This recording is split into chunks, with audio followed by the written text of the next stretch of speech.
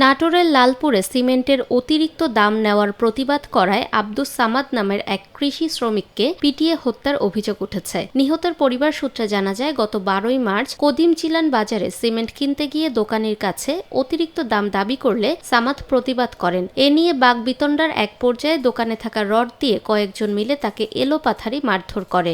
বললেন বাজারে যাওয়ার পর চা খাতে গেল, আমি আবার নামাজ পড়তে গেলাম আসরের পরে যা দিলে 80 টাকা টাকা গুনে দিলি 5,500 টাকা হলে কদম ছিলেন চলে গেছে। যাওয়ার পর এই তো ওই লিয়ে গন্ডগোল। পরে আমি বাজারে শুনি যে 80 ডাক্তারের কাছে শুনলো যে এরকম ছাল মারিছে, ছাল লিয়া হসপিটাল রাজশাহী চলে গেল হজরত। এই তো শুনে টুনে আমরা বাড়িতে চলে যাই।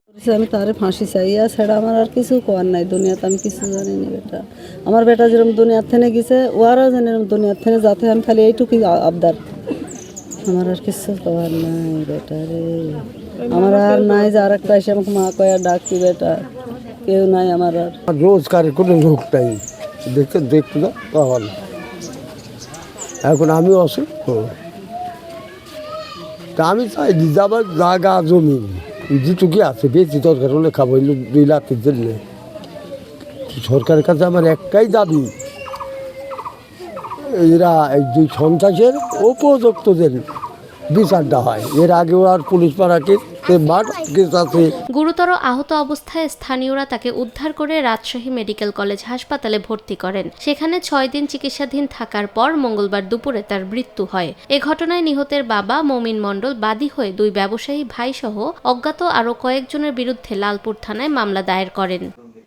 ভাই, এই একজন অ্যারেস্ট আছে এই ঘটনায়, আমি একটু সিওর হইলাম। আগে তো মামলা রুজু হয়েছিল, এখন এইটা ওই যে আমরা আদালতকে জানাবো মারা গেছে, ওই 302 এর চার্জটা মানে আপনার অ্যাড হয়ে যাবে। এখন ধারাটা যোগ করার জন্য আমরা মানে পারমিশন নিয়ে ওভাবেই করবো। ঠিক আছে ভাই, ধন্যবাদ। আর একজন অ্যারেস্ট আছে, ওসিকে আমি বলছি এটা সুষ্ঠুভাবে যাতে ভালো তদন্ত হয়। নাটোরের অতিরিক্ত পুলিশ সুপার ইফতেখার আলম জানান, ঘটনায় একজনকে গ্রেফতার করা হয়েছে, আদালতে পাঠানো হবে এবং বাকি আসামিদের গ্রেফতারে অভিযান অব্যাহত রয়েছে। নিরপেক্ষ, সত্য প্রকাশে আপোষহীন।